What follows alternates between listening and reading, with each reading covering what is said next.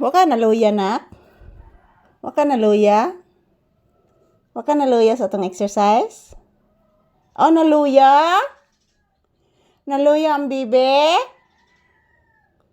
Kaluoy sa bata. Nindot man ang mag-exercise ta kada buntag, anak. Nindot yun na mag-exercise ta, anak. Kaya bini mo, anak. Paligo na sa tuhod, anak. Pampaugnat sa kusog, anak, ang mag-exercise, anak.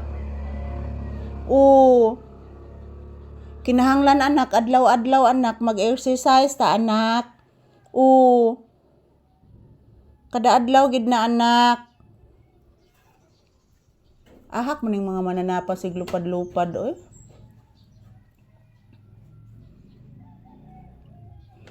Ayan. Parang uulan na naman mga palangga, pero sumisikat ang haring araw, pero dili masyado. Yan, mayroon pang manok o nakaantabay na manok. Nakaantabay ang manok. Ayan, happy Sunday everyone. So, katatapos lang namin na mag-ehersisyo ni Papi, guys. At yan mga palangga, pahinga muna kami, hinihingal kami. So, happy Sunday everyone. Magandang umaga, magandang tanghali, magandang gabi po. Kung saan man kayong sulok sa mundong ito. Happy Sunday everyone. Happy blessed Sunday. So, good morning, good morning. So, update ngayon ni Papi, ang inyong mahal na aso, si Papi. Yan. Kabati ka ato, anak, na iniagi nagpasahon sa anak, no? Na iniagi. Kabati ka, anak. Si mama nakabati ba ya, anak? Grabe, kabati jud ni mama, anak. Na iniagi nga nagpasahon sa motor, anak. Love mama, be? Love mama. Love mama, Lisa. Olo, di mo tanaw na nako kung anak, oy. Say rason nga di mo tanaw ang bibi. Love mama, Lisa, be. Wana ba yung ilusyon si mama, anak?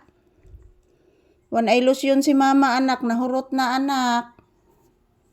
Unsao na lang ni anak. Wana ilusyon si mama, anak ko. Hindi pa ako nakapunta ng bayan, guys. So, naubusan na kami ng malapit na maubos yung gamot ko.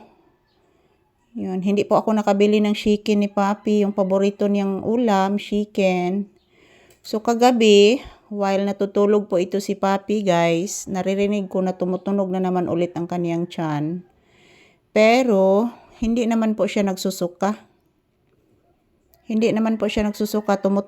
Tumutunog lang po ang kaniyang tiyan, guys. So, ayan. Naghahanap siya ng chicken. So, pag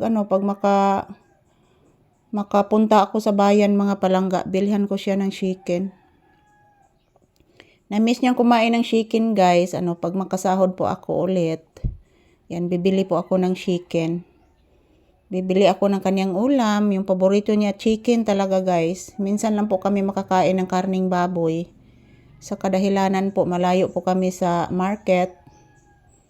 Kasi nandito po kami nanirahan sa bundok, sa bukid. So, bukid po ang aming lugar, mga palangga. So, malayo kami sa bayan. So, need to mubiyahe pa, mga palangga, sakay ng motorsiklo patungo sa bayan. So, happy Sunday everyone. So, thank you for watching. Ayan si Papi, guys. Ayan, matutulog muna siya. So, mamaya pakakainin ko siya ng agahan. Thank you for watching and happy Sunday.